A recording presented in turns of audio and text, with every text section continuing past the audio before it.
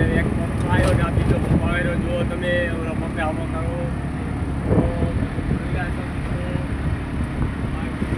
તો અમારા ગામના ખેતરમાં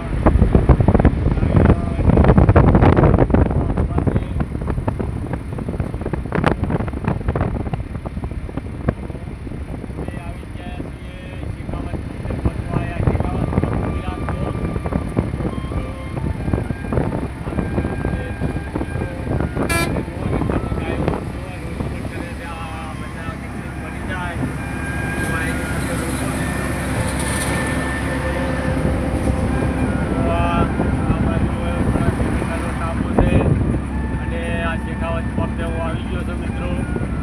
તો તમે જોઈ રહ્યા છો મિત્રો આ એક કંપની બની છે આંગળીની અને આ શેખાવત પંપ છે મિત્રો. તો જુઓ મિત્રો અને આ બાજુ માતાજીનું ધામ છે. જય માતાજીની મિત્રો, જય ભગવાન. બની ગયો તૈયાર. આજુબાજુ ફેક્ટરી આવે ને એટલે પૂજા ઉઠી લઈ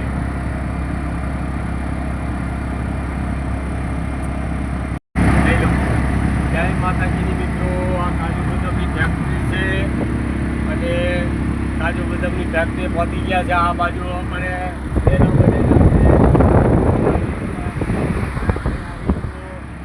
ગ્રાઉન્ડ છે અને આ પંપ આવ્યો, રિલાયન્સ પંપ આવી ગયો છે મિત્રો.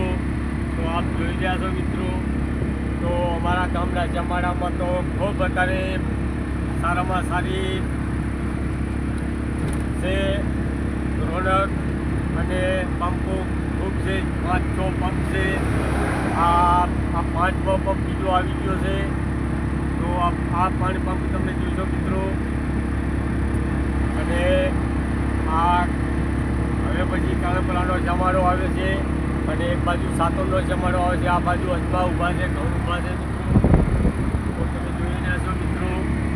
આ બધા રાયડા છે અને ખૂબ સરસ એવો શિયાળુ પાક માણસોને પાક્યો છે. તો તમે જોઈ રહ્યા છો મિત્રો. આ કાળપુરાનો અને સાતોનો પુલ કહેવાય છે. આ પુલે અમે ચડી ગયા છીએ. આ તો એક બાજુ કાળપુરાની જેમ છે અને એક બાજુ સાતોની જેમ છે. અને આ પુલે અમે ચડી ગયા છીએ અને આ સામે પણ એક પંપ છે. આ પણ સાતોની જેમ આવેલો છે. મહેતા પંપ છે. તો જરૂર મિત્રો જોશો. તો જય માતાજીની મિત્રો. જય માતાજીની મિત્રો. આ રાધનપુર શાંતિધામ પુલે આવી ગયો છો. એક બાજુ આ થાણા છે અને એક બાજુ પણ આ શાંતિધામ આવી ગયો.